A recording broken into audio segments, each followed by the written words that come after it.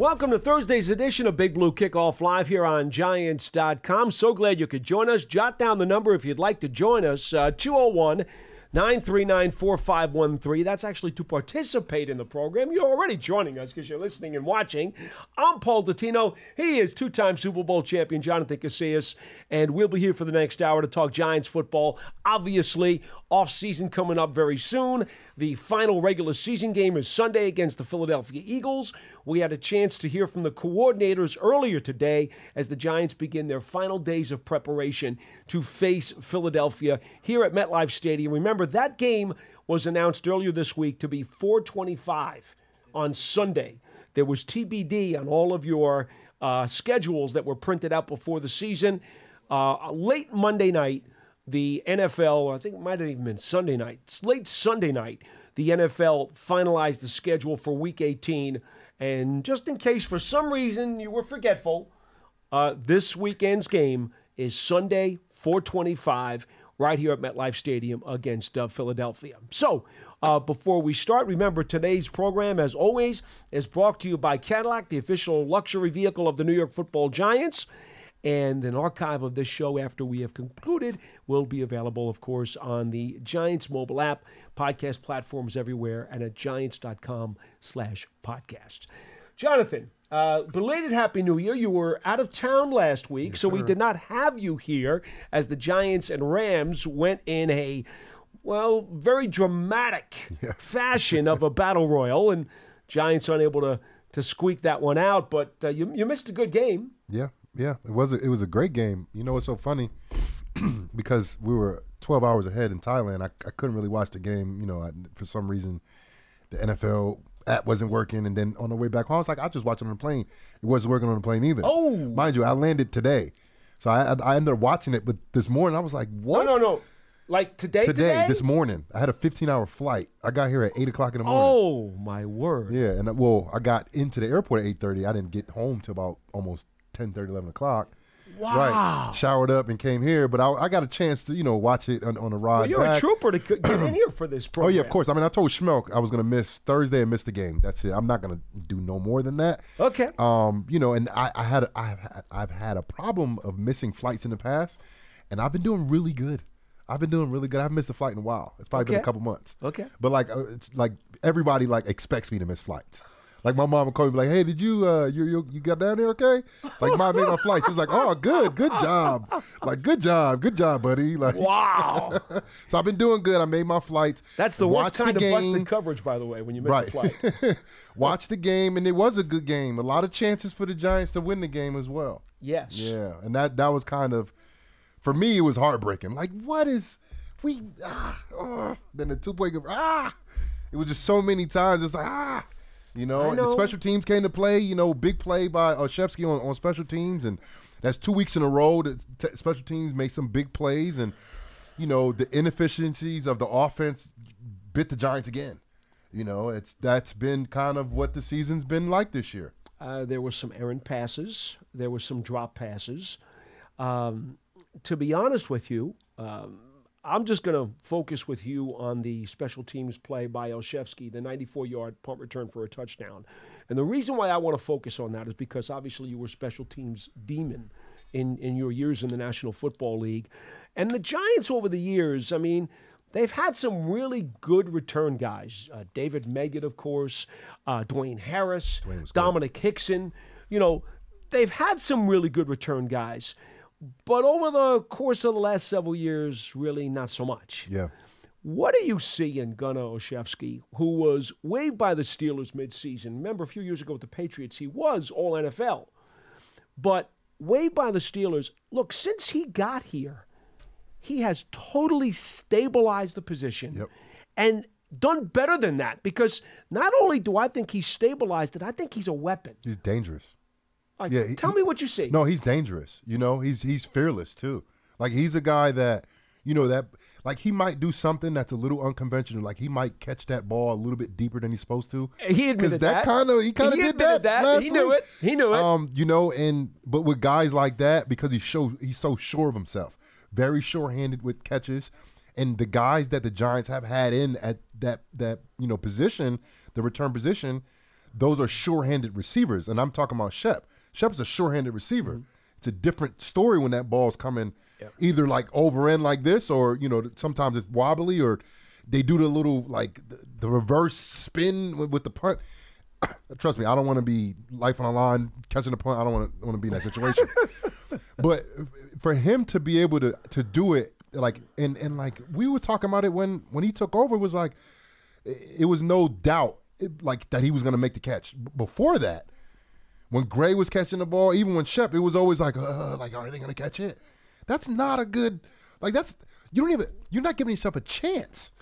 And not only is he very secure in catching the ball, he's very dangerous because he does stuff like he did last week and he can return a kick, but he did it from deep. He might, look like he's going to run up and fair catch it, but all of a sudden he catches it and runs for 12, 13 yards. Like he gets those hitting yardage that the Giants have been missing for years. Yeah. And like a 12 or 13-yard return is a lot different than a 4 or 5-yard return. That is a huge difference. Huge difference. So from the minute that he played his first game with the Giants, we were sitting in the box together, and we already could see the difference in the confidence factor and the assertiveness factor of the unit, because we're like, okay, this guy's got this. Yeah. This is not a problem anymore. He has totally solidified the position. What does it do for the rest of his punt return unit players on the field? Because we felt it tangibly in the box. We did. What does it do for the teammates who are on that punt return unit when they know he's back there? Well, I've been blessed with being with some really good returners. My last time playing for New York, my last time playing in the league was with Dwayne Harris. He was really good. He was a tremendous football player all around, really good receiver, can block. As tough as nails. A great gunner on special on punt. And then one of the best returners, if not the best returner, when he was returning footballs for whoever, Dallas or New York. Where did he go after? Raiders. The Raiders, yeah. Any team that he played for, he was a very, very dangerous returner. And you look at the other guys like, yo, let's get him in the end zone. Like it's not like that when you have a guy that can't even hold the ball, like can't even catch the ball. But when you know a guy has that danger in his back pocket, because like you got to be fearless to be a kick returner or to be a punt returner, especially being a punt returner, because kick returner is a lot more space, and when you catch the ball, there's no one around you, like no one. Punt return, huge difference. When you catch that ball, there is always somebody around you, usually, because these punters in the NFL, I don't know if they're getting better, but they're good. They're good punters. They put the ball up with good hang time, whatever, 4 seconds. The coverage teams get down there, and there's usually people around when somebody catches the ball. And you have to be fearless, because even if you fair catch it, you might still get hit. Somebody might not seen it. You know what I'm saying? So I know. The approach that he has, I think, as a returner, he makes those guys say, like, yo, if we get our blocks, if we hang on, if we go the extra effort, like, we can probably get this guy in the end zone. I think he just proved that. And that gives you a little bit momentum and a little bit that more like that sureness about that. Like, oh, he's a guy. Like we thought he was a guy because of how he handles himself. But now we returned a kick, and it was a great, beautiful kick return, punt return. It was beautiful. Everything about it was great. And, that gives that group that confidence. Like, if we do our jobs, we can get him in the end zone. I think the other thing about that return that impressed me, and you'll love this, being a linebacker, how about Isaiah Simmons? Oh, yeah. Leading the caravan. Running the whole time. Down the sideline the whole time. I'm telling you right now. There was a risky block in the back, too. Brown, he almost got I saw what you're talking about. Like, that's when you look, like, everybody, like, when the return's over, everybody in the room looks at Brown like, why would you do that? Like, everybody, all the players like, bro, what are you doing? He was behind the play. But the Giants, the last 2 weeks, Paul, and we've been, the last couple years, I've been doing this with you for 2 years now. Yeah. We've been talking about special teams. How there was a lack thereof. They don't make plays or make mistakes, penalties. None of the return guys were nearly as dangerous as what Olszewski has shown, or as consistent, or as confident as he has shown. Those are great words to use. Yeah. He was just an outstanding pickup, and I, for one, will say this right now. I certainly hope the Giants bring him back. Yeah. And I don't think there's any doubt in T-Mac's mind, Thomas McGahee, the special teams coordinator, that they would like to bring him back. He was like how good that Hodgins pickup was last year for the offense. That's how good of a special teams pickup. I think that's very fair to say. Yeah. I think that's very fair to say. 201-939-4513 is our phone number. We're going to get to the calls in just a couple of minutes. I do need to remind everybody that are we still doing Giants season ticket memberships? Are we really doing last that? Game, baby. Finish well, strong. I guess you can get them for next year, right? Okay, so Giants season ticket memberships are available. You can take your fandom to the next level, stay connected to the team all year round, not just on game days. Memberships are now available. It says for the 2023 season on the copy. I'm not sure when the 2024 ones will be available, but trust me, if you go to Giants.com/tickets, or if you contact the team via email or even with a telephone call, I'm sure they will be able to try to accommodate you and figure out what they can do to start a relationship. So at some point, when the season ticket memberships are available for next year, that will be something that you could potentially partake in. Giants Huddle podcast, also all the interviews with the front office people, the national NFL folks, as well as players, former players, et cetera, all available. You can subscribe to your favorite podcast platforms or go to giants.com/podcasts. And, of course, again, as we've always said to you, if you go to the Apple Podcast, leave a 5-star review so everybody can see what a great, great podcast we have, and we can keep doing them all the time. Single game tickets available one more week. Giants in Philadelphia on Sunday, giants.com/tickets to secure your seat. And finally, the Giants TV official mobile streaming app has original video content and game highlights on demand and direct to Big Blue fans. Giants TV is free on Apple TV, Roku, and Amazon Fire TV, and the Giants mobile app. I have now gotten all of the hurdles out of the way. We can now get to the beef of the program. 201-939-4513. And we will go to the phones, and I'm going to go to line 3 first. Dan from Connecticut, you are the first caller today on Big Blue Kickoff Live. Hello. Hi, guys. Hey, I had a couple of questions I wanted to ask you. First one be about Dexter Lawrence. He's going to the Pro Bowl. Second time. Hello? Can you hear me? Yes, sir. Yeah, we got you. When I see Dexter Lawrence, you know who I think of? I think of Reggie White. How he throws people around. Not even close. They're not the same in any way, shape, or form. Zero. Don't try to compare them. Don't do it. Don't do it. Ask a question. Go ahead. Didn't Reggie White start inside early in his career? Well, Reggie White was the kind of guy that they could move around anywhere that they wanted to, depending upon the snap or what particular scheme they were going to run that day. Reggie White started in the USFL with the Memphis Showboats. I remember watching him here playing defensive end and breaking Doug Flutie's collarbone, slamming him to the turf at the old Giant Stadium. Oh, wow. Oh yeah. He was a force then. We all knew he was going to be great in the NFL when he got there. Go ahead. Okay, Paul. Thanks. Do you think they could put Lawrence at the edge? You want to put Dexter Lawrence on the edge? Not a good idea. He's a huge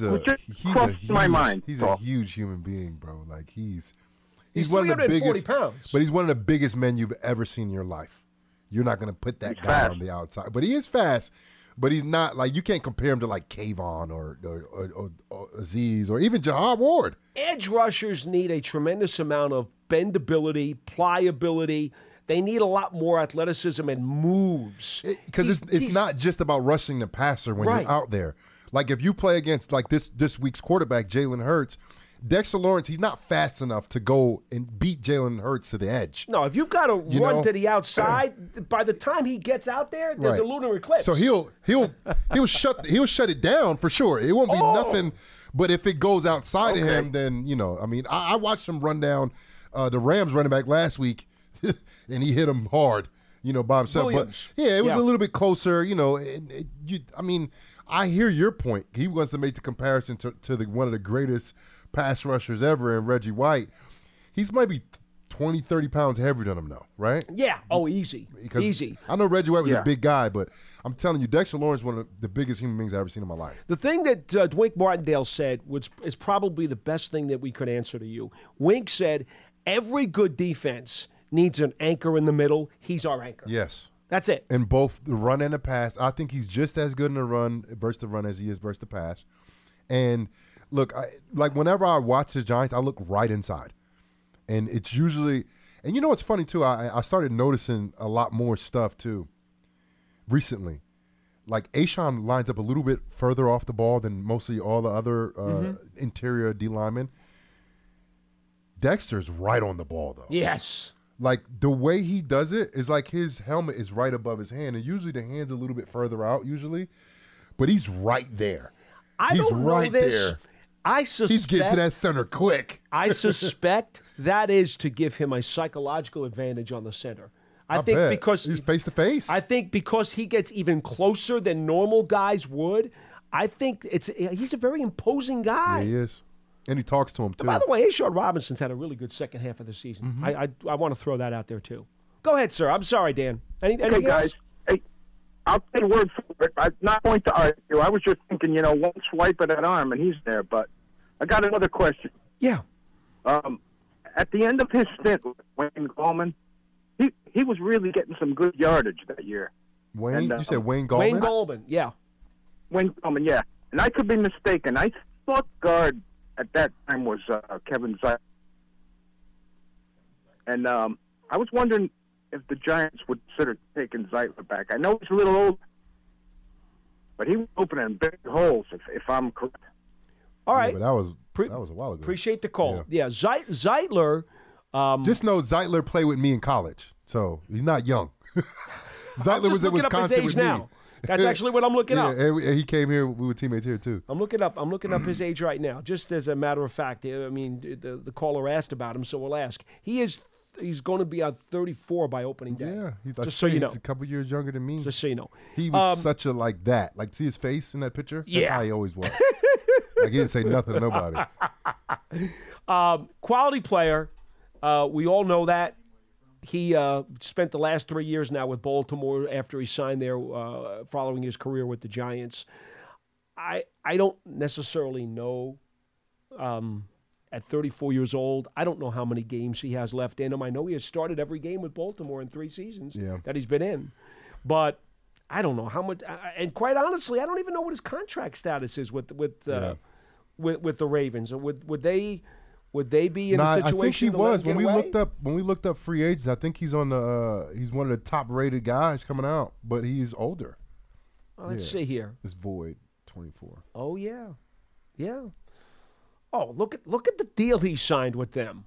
Wow. Check this out, Jonathan. Look at this. The deal was signed all the way through 2027 with what? With look at this. Seriously. With 4 voidable years on the back end of the deal. That's what's called salary cap trickery. Look at that. Just 4 voidable years. I don't think I've ever seen that before. That's a lot. I've never seen that before. That's a lot. You usually get 1 voidable year, maybe 2 or 3, 4. And that would have put him on what, year 13? Well, if he finishes he'll all be the way 37 through? at that point.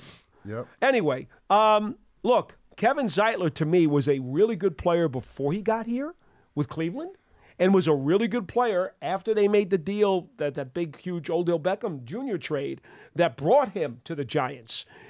Good player, good teammate. You're not going to get a bad word about him out of me. No. I don't know right now about that fit. Yeah, but he's the type of guy, like, he's, like, when he goes out, like, he's serious. When he hangs out, like, with his friends, like he gets into it with guys and he's pass setting those guys. You know what I mean? He's like pass setting them and throwing them across the constantly bar for fun. He's the dude is thinking technique 24/7. Straight up. 24/7. I think they said it like when his baby was born, he was in the hospital doing I'm telling you. So big fan. Yeah, me too. I just don't know at this point in his career what he wants, what the Giants want to do in terms of finances, and also age factor. Again, he's going to be 34 opening day. Yeah. This team is basically similar to Pugh, right? Very similar in age group to totally different players, obviously. Right. Mm-hmm. But do you want this offensive line as you continue to reconstruct it? Do you want to add more age to it? I don't necessarily know if you'd like to go there. I don't mind it. I just know that the offensive line has to improve. I know that. That's true. Yeah. We'll understand that one. Yeah. All right. David from Michigan, you are next on Big Blue Kickoff Live. Good morning, David. How are you? Hey, guys. Happy New Year. You too. Happy New Year, bro. And Paul, thanks as always for everything you do. And Jonathan, I got to tell you, your first season, you have been excellent. Thank you. Absolutely fantastic. I appreciate that. So, wanted to say that. So, like everybody else, we're looking at the draft and we're trying to figure things out. And here's my question for you guys. And I know, Paul, that you love hypotheticals. So here you go. Yeah. So let's say that the Giants are drafting 4th or 5th. And let's say, for the sake of this question, that Drake May is on the board at 4. Now, there's going to be a lot of clamor among the fan base to draft another quarterback. And here's my feeling. We just came close to setting a record for sacks on our quarterback. And nobody, and I mean Joe Montana, Tom Brady, you name it, is not going to be successful when the defensive rush is getting into the backfield over 90 times. I'll do you one better, David, before you finish your question. How successful in terms of wins and losses with the Giants was Fran Tarkenton back in the late 60s, early 70s? The ultimate scrambler, well before his time. And his offensive line did not really hold up, and he was running for his life all the time. Were the Giants winning then? No. Not so much. Paul, I was in the building for the Pizarczyk fumble, too, so, Okay. Anyway, so here's my question, and maybe the point that I'm trying to make, which is that I think if I'm Joe Shane or if I'm John Mara and we're having the pre-draft strategy meeting, this is I'm thinking if Drake May is on the board, there are teams that will trade up to snag him. And I want, if it's me, and I realize I have got to rebuild the offensive line for quality and depth, I'm going to have a contingent trade with I'm going to rattle off 3 teams that I think we could have contingent trades with. For them to trade up, for us to get draft capital, badly needed draft capital back.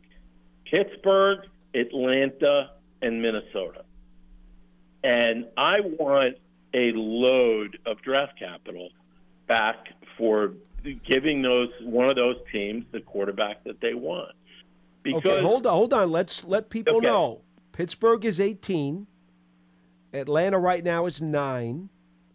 And Minnesota right now is... Where is Minnesota? In the 12. 12. Yeah. Right now, that's where those 3 teams are, just so people know the context of your question. But we need draft capital. There are too many holes where we have to upgrade from what we have and holes that we're going to fill. And with people, I feel like with people who maybe never played the game, I know you get it, Paul. I know you, but the offensive line is critical to is so many things. It's not just the time of the quarterback. It's how good are your receivers going to be? How is the running game going to be? And then it's complementary football, too. Listen, if nobody thinks that the defense is impacted in a negative way, knowing that the best the offense is going to score is between 14 and 17 points, and the offense is not giving us a legitimate chance to win week to week, that puts a serious, and Jonathan can speak to this, puts a serious negative energy drain on how good the defense can be. If the offense and defense are not playing. I'll raise you one right now. I think the most critical position group in the NFL is the offensive line because it can make up for Like if you have a quarterback that doesn't throw the ball very well and you really don't trust him, then you don't throw the ball that much with him and you run the ball more efficiently and you make him do certain things and you do certain things because you have a great offensive line. Same thing with receivers. Same thing with a defense that gives up a lot of points. If you gives up a lot of points on defense, your defense sucks. Your offensive line will give you time for your quarterback to throw the ball down the field and get you to throw the ball down the field in games where you're losing, and then also run the ball efficiently and get those 4-minute drives to end games. I think offensive line as a collective unit is the most critical group in the NFL. It's always been that way. Yeah. Football 101 is that the offensive line dictates the narrative of the game. Yes. That's it. I got one more very quick point to make, and that is about rebuilding the O-line. And that is, once I get that draft capital back for that pick, and I pick later, and I'll pick the best player available, I'm using some of that draft capital to go hunting for a trade. And because offensive linemen at best take 2 years to mature and get their feet under them in the NFL, I'm going to use some of that draft capital to make an offer to a team with a tackle who has already proved that they are NFL quality caliber. I don't want to wait 2 years for Joe Alt or the kid from Penn State to mature. We need a bookend right now to Andrew Thomas that can play day one and not get abused by Micah Parsons. Dave, I appreciate the call. I agree it's with not Dave. so much a question, it's more of a comment, and you're now on the record with how you would like to approach things. I will say this, Jonathan, in asking you a question. I think the Giants are in a situation where they've got, even though it's a young core, they've got key players, and I'm of the belief that Saquon Barkley will be back next year. I hope so. I believe that will be the case. Jones is obviously coming off the injury, but he's going to be your quarterback. You've got some guys on defense. Real quick, before you go into it, Wan'Dale Robinson, he's really good. Well, he's really good at football. You could keep it on offense and mention him. Waller's in the prime of his career. Yep. On the other side of the ball, you've got Dexter Lawrence. You've got Thibodeau. You've got some important guys, Okereke. Yep. These guys are going to want to win within the next 2 or 3 years. I mean, they're going to want to make a run at something, not just make the playoffs, but they're going to want to take a deep run in the next 2 or 3 years with a bunch of these guys. So I understand his impatience about not wanting to draft somebody who you're going to have to mold and grow. I get that. But the flip side to that coin, and this is where my question to you is going to come in, I don't think it's very easy. In fact, it may be next to impossible to go to a team that has established quality offensive linemen and dangle draft picks in front of them and say, hey, we want those guys because they're proven and we want them on our side. We're going to have you take the risk with the draft picks and put your organization in flux. I don't think that's easy. No. It's like impossible. Because that's kind of how I see it. The scenario he's kind of setting up is like one of these teams is going to want a quarterback where the Giants pick at. So trade that team, maybe a draft pick or and weaken their offensive line to help you. Right. They're not going to do that. They're not going to give their offensive lineman up and draft a quarterback. That's like I'm having trouble digesting that. That doesn't make sense. Just saying. I tried to go about that explanation very slowly as to why it didn't make sense to me. I'm glad you agree. But I agree with him in terms of upgrading the offensive line. I said that right before he picked up the phone. And I think it's a combination of young and older guys. I think you got to have older guys, and that's why I love when Pugh came to the Giants. If Pugh wasn't out a year and hurt, because not only was he out here, he was hurt. Yes. He came back in the middle of the season and got thrusted into the fire.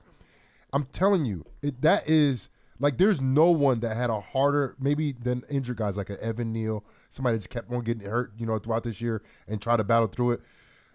I've been there before. That sucks. But what Pugh did, like that's almost impossible to do. He did it. Yep. And I was very encouraged by it because you had that veteran locker room presence. And even though Andrew Thomas he's not a young guy, but he kind of still is a young guy. Yep. He doesn't have as many, stripes under his belt as Pugh does. Pugh's been with several quarterbacks, different teams, played on different conferences. No, he played in the NFC the whole time.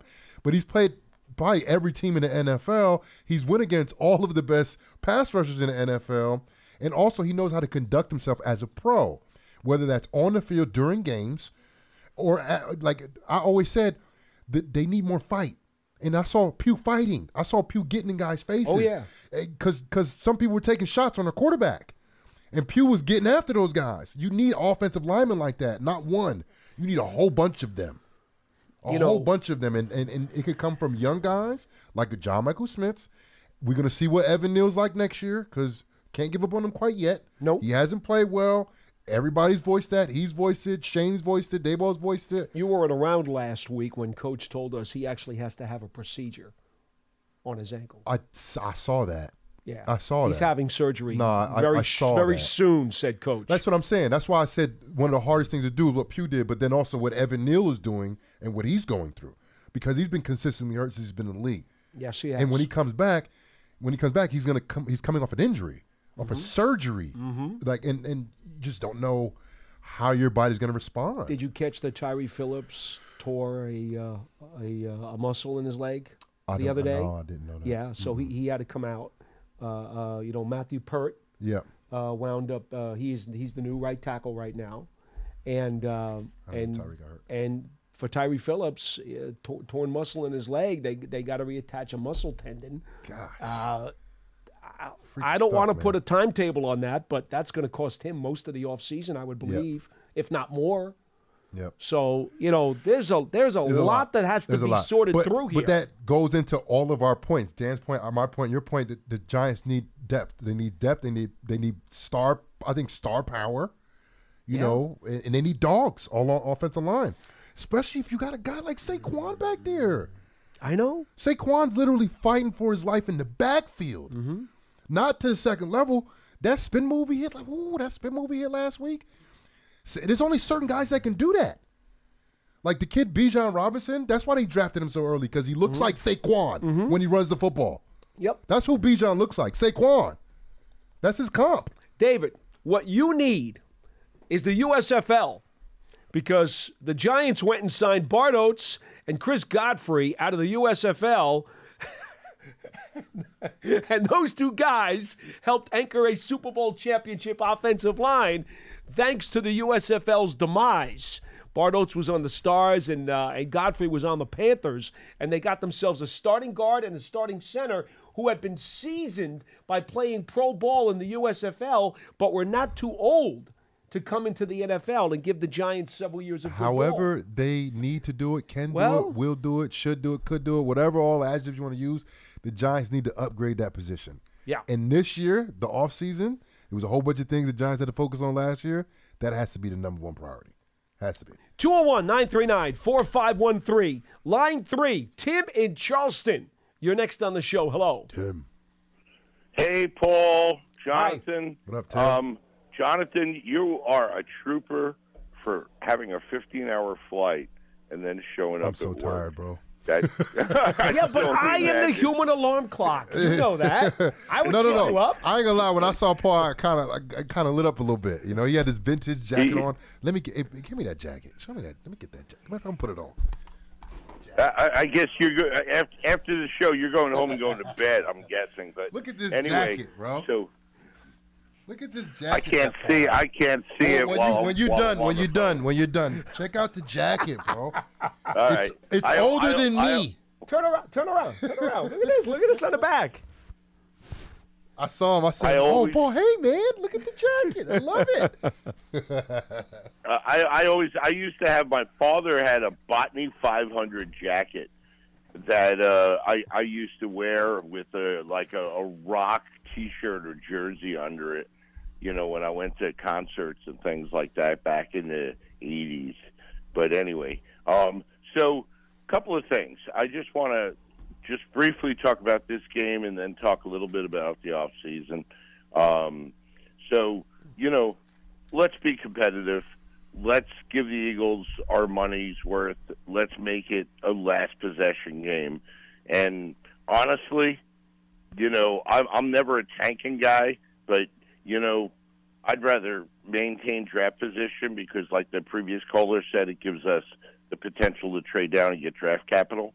And to that note, because I feel like we have so many needs, I mean, we certainly can address one of the guard positions in free agency, assuming we re-sign Saquon. And I think that Dane Belton's performance in the last game, assuming Pinnock will be back in time for the season next year, means that they're probably not going to spend $15 to $20 million on Xavier McKinney. As much as I would love to have him back, I have a feeling he won't be. So that being said, I think Schmelk has said, offense in the draft, but we have a lot of needs. So you could always use corners and pass rushers. Always. Yes, always. Exactly. Mm-hmm. Exactly. Pass rusher to me, you've heard me say this before, and I'll let you finish in just a second. I was on that program when John started this conversation like 2 weeks ago, and he was telling me, can't go defense. Gotta stress offense. Gotta stress offense. I said, look, I get it. The offense did not produce as expected. The numbers across the board were not very good. You had a ton of injuries. I get all of that. But in that first round, wherever the Giants land, if they've got conviction that there is a bona fide game-changing pass rusher, I would not hesitate to pull the trigger. Me neither. I mean, Banks was a great draft pick as a cover corner. Absolutely. Yeah. But look, he's the best corner on the team. If you got somebody that can guarantee, Azeez Ojulari has still been up and down with his durability. And quite frankly, even his production this year may have been impacted by that. Big time. If you got somebody who is a guaranteed, bona fide, scary stud that you can put opposite Thibodeau, okay, you know what? You do it. You do it. I agree. And then Ojulari just becomes an extra piece to that puzzle that you can mix in all the more. 100%. But so the way I look at it is, I agree with you. If there's a stud pass rusher there, let's grab him. But if not, I feel like we do have the opportunity, as the previous caller said, to trade down. And if we trade down and we can pick up this year, I don't want next year picks. I want this year picks. I want the other team's 1, 2, and 3. Now, I don't know if anyone's going to give that up. Somebody's going to have to want a quarterback or, I'll tell you what, though. I would sign up for that. If the Giants can get that, a first, second, and third round pick for that first round, I'll take it. Especially if it's even the top half of the first round. Even a first, second, and fourth, because it's rare that a team, though, is going to gut all of this year's draft to move up like that. They want to spread out that hurt over a couple of years. Yeah. For sure. Yeah, which doesn't help us as much as I want. So, because I feel like the needs we have, all right, we can pick up a guard in free agency, but we're going to, assuming Adoree doesn't get re-signed, and I'll assume he's not, we need to pick up a cornerback. I agree 100%. A pass rusher, an edge rusher, even if he's a pass rushing specialist, who can go in there and play, 1 or 2 downs per series would be fine. So it could be, so now I'm not putting I'm not saying which round we pick whom, but we need a tackle. And we need a tackle because not only Evan Neal, but Andrew Thomas has been hurt a lot. And I don't think Tyree Phillips, we don't know what his future is with that serious injury. So, and so I feel like we need a tackle who can be developed. Yeah, it may take a couple of years, but Evan Neal's going to get his chance, assuming he gets healthy. But whatever way it shakes out, if you have a quality swing tackle and you have the opportunity to move one of these guys into guard at some point when necessary, it gives you the opportunity to really, really serious. We know we need to get better in the trenches. We need a defensive tackle. So we need 2 guards. We need a tackle. We need a defensive tackle. You're not a big Jordan Riley guy. You don't think Riley has shown you enough this year to think he could be some of the future? And would you not bring Ashawn Robinson back again next year too? Wouldn't those 3 guys make you feel pretty good about the spot? Yeah, kinda. Kinda? Like, I'm all for keeping those guys and seeing what they can become.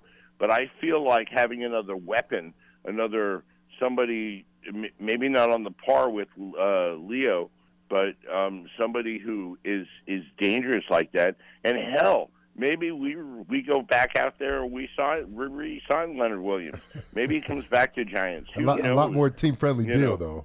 Yeah, it would have to be. I'll tell you that. The numbers are going to have to be right for that to happen. But I do know this. Yeah. This organization really respected him, and he had great respect for these folks here. And that door was left open. They treated him.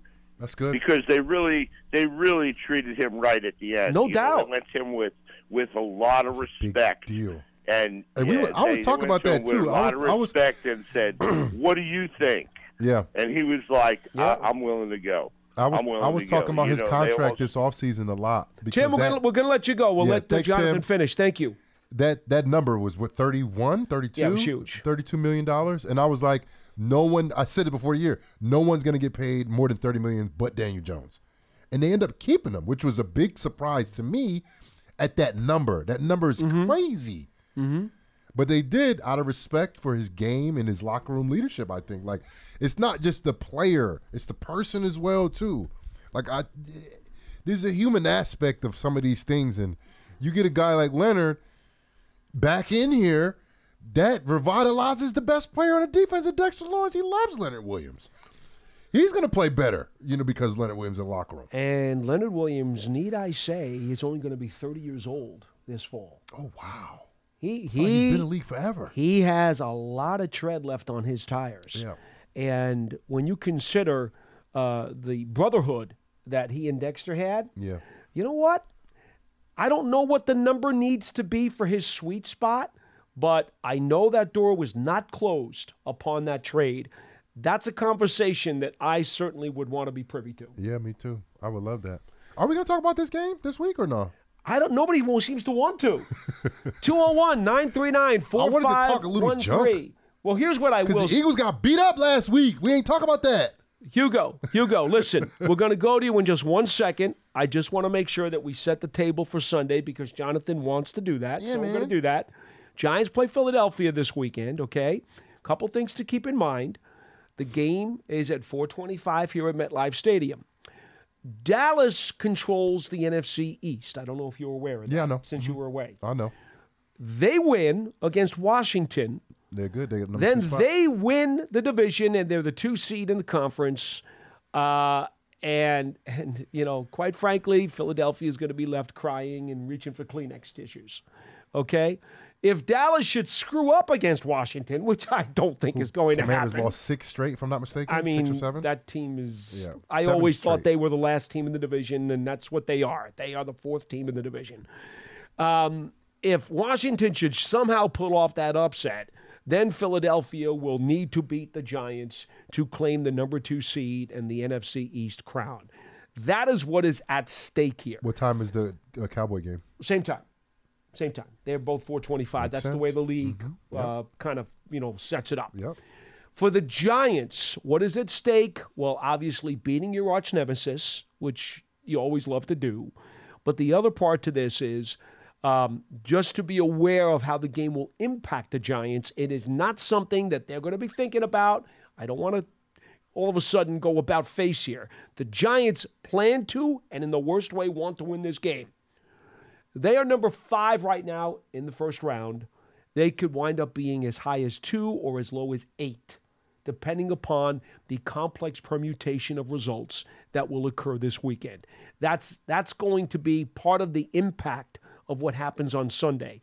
That is not their goal. Let me stress that again. Never. That is not their goal. That is not in their minds. The Giants want to win this game, and wherever their draft slot falls is where it falls. That just happens to be a part of the result of what happens this weekend. Now, did you have something you wanted to add about this Giants-Eagles game, maybe something you saw a couple of weeks ago that gives you reason to think the Giants can win? No, I just watching the Eagles the last month and some change. They're not the same team that they was in the beginning of the year. No, you're not. You saw the Giants play them tough. The Giants are the only team that has not beat them in the last month. They've lost to everybody else. You had to remind me. I'm just saying. I want to beat them up. I'm not trying to beat the Giants up. All right. I want to beat the Eagles up. Well, they got some help in that game in Philadelphia. Well, I'm looking at the game against the Cardinals. I want to talk about what the Cardinals did to them, and the Giants are better than the Cardinals. In Philly, by the way. And they can run the ball better than the Cardinals. Yes, they can. And they rushed for over 200 yards, 220 yards. Mm-hmm. Everybody was eating. Michael Carter, the guy from the Jets, was eating on their watch. Everybody was. James Conner looked like a Terminator for real against them guys. And Kyler Murray wasn't bad passing the ball against them. They have a lot of poor, like last year, and I said this all throughout the year. Me and Lance was talking about a lot doing the games and stuff. I'm like, man, the Eagles scare me, man. I'm not scared of the Eagles, bro. Not this year. They're talented. No. Offensively and defensively. They're still one of the most talented teams in the league. No, see, I disagree. I think their back seven on defense has shown signs of age, injuries, and flat-out slowing down. Okay. Their back seven on defense does not look nearly as imposing as it once did. I can't disagree with that. Every other position, though. I mean, you got Julio Jones scoring 2 touchdowns, and he's the third receiver. That's crazy. That's crazy. Saying that out loud sounds crazy, but it's the truth. Good running back, great quarterback, great tight end. They're loaded. Great offensive line. Terrific offensive line. A play that always works. Yeah. which does need to be outlawed, by the way. And just to know, all of these things I'm saying, they still lost the last 4 out of 5 games. Yeah. And they got 30 ball hung up on them at least 3 times in that span. The Eagles, they're overrated. And I would say that now, but at one point, they were the best team in the league. They were 10-1. Mm-hmm. Now they're 11-5. And they don't look like a regular 11-5 team from other divisions. They look like a team that's struggling right now, that's fluttering right now, and the Giants could possibly beat them. I wouldn't think this 2 months ago. When I say not think this, there's always a chance. But 2 months ago, the Eagles were the best team in the league. Well, the war of attrition has clearly, as I said, slowing down age and injuries. The war of attrition, they lost Slay. And Bradbury in the looks secondary. Bad. Bradbury looks like he's out of gas. Yeah. And quite frankly, then Cunningham got hurt in their linebacking core. Remember, they added Leonard. Mm-hmm. But, Cunningham was their most productive linebacker, and he got dinged up a couple weeks ago, too. That didn't help them. Shaq Leonard looked a little rusty, too. He looked a little rusty. Yeah, sure. Well, remember, he just came over. Yeah. He'd been out for a while. So, no. Beginning of the season, it was clear that the best 2 teams in the conference were Philadelphia and San Francisco, and how you wanted to place them 1 and 2 was your option, depending upon how healthy the roster was. One team got better, one team got worse. That's exactly what I was just going to say. Mm-hmm. They went in opposite directions. Yep.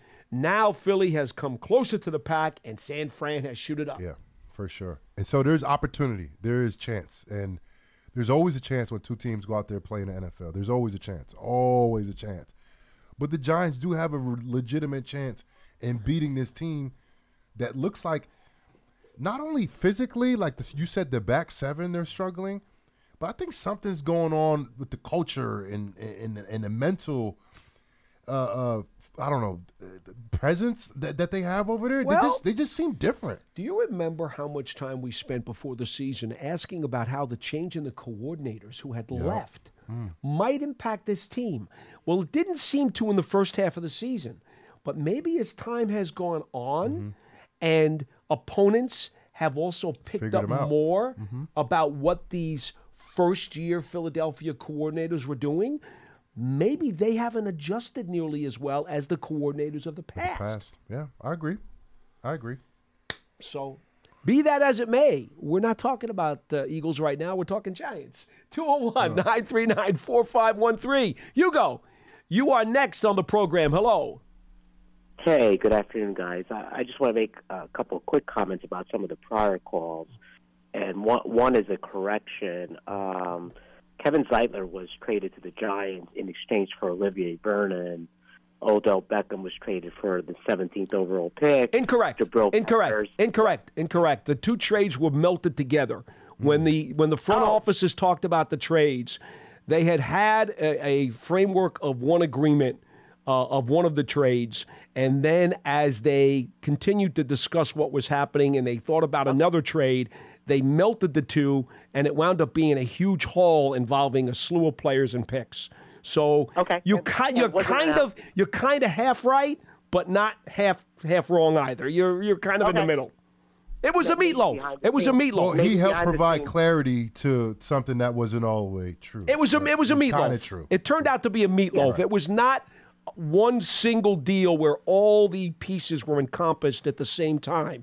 It was a meatloaf within 48 hours, I think it might have been. I don't remember exactly how many days. Okay. But yes, well, sir. It wasn't publicly announced that way. I understood. Well, not at the time. At the time, it was not. But that's what it turned out to be. Okay. And the one thing I do remember about Reggie White being lined up at the nose, he was the one guy that would give Bardos fits. Whenever. Yeah. Bardos was an undersized center, and Reggie was a beast, which is one of the reasons why they would move him up and down the line. For sure. So we're 16 games into this. That used to be a full NFL season, so the sample size is sufficient. And this has been a very weird year for the Giants.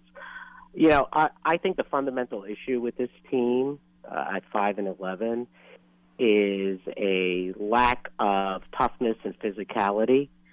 And when I say that, I really point to three things. One, the terrible tackling. Whenever I watch a Giants game, I think of that old NFL Films video of Vince Lombardi when he says, everyone's grabbing, no one's tackling, grab.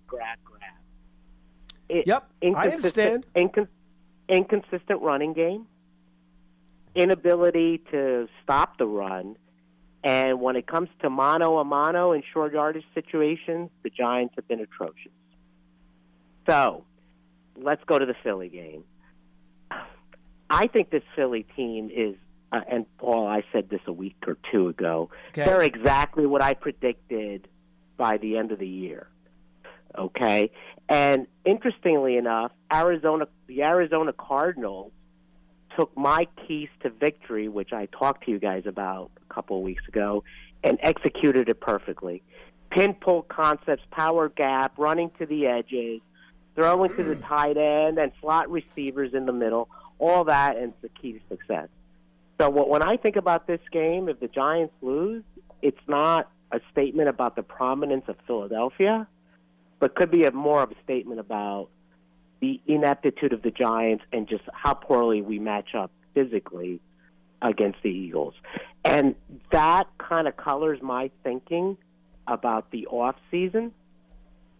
Spoiler alert, I don't want anything to do with T. Higgins. I don't want anything to do with Mike Evans. I am tired of overpaying receivers like Golden Tate, Kenny Golladay, and a receiver type in Darren Waller.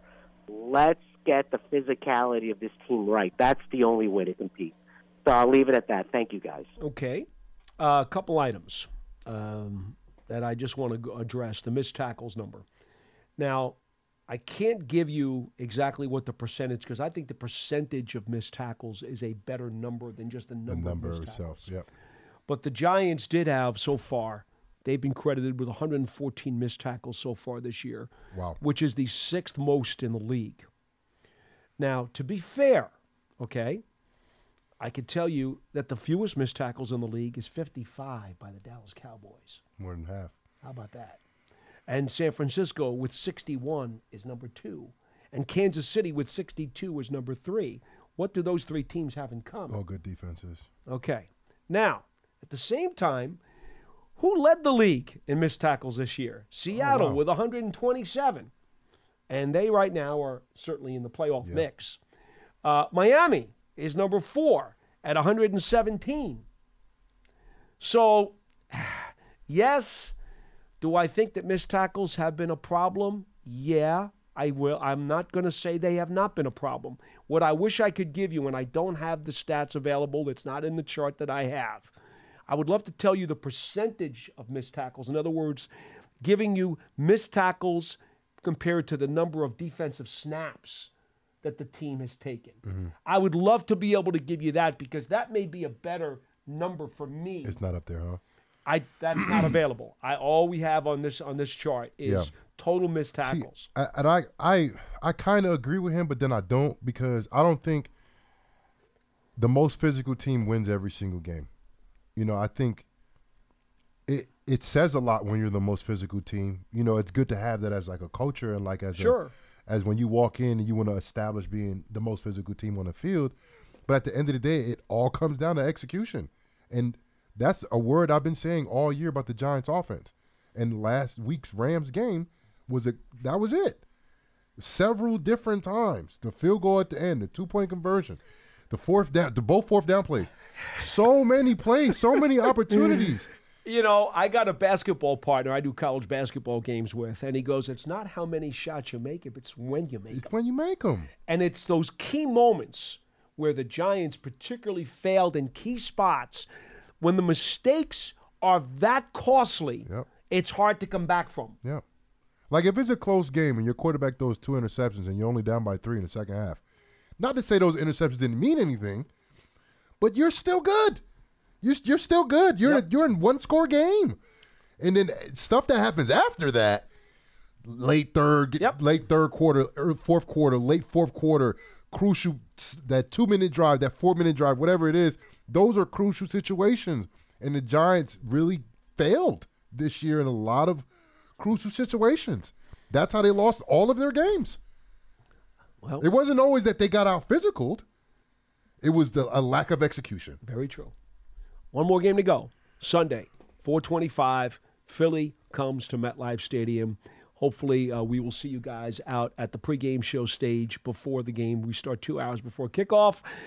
Don't forget, Big Blue Kickoff Live is here every single weekday from 12:30 to 1:30 in the afternoon. You can always catch archives of this show, which is presented by Cadillac, the official luxury vehicle of the New York Football Giants, on Giants.com/podcasts, the Giants mobile app, and podcast platforms everywhere. For Jonathan Casillas, I'm Paul Dottino.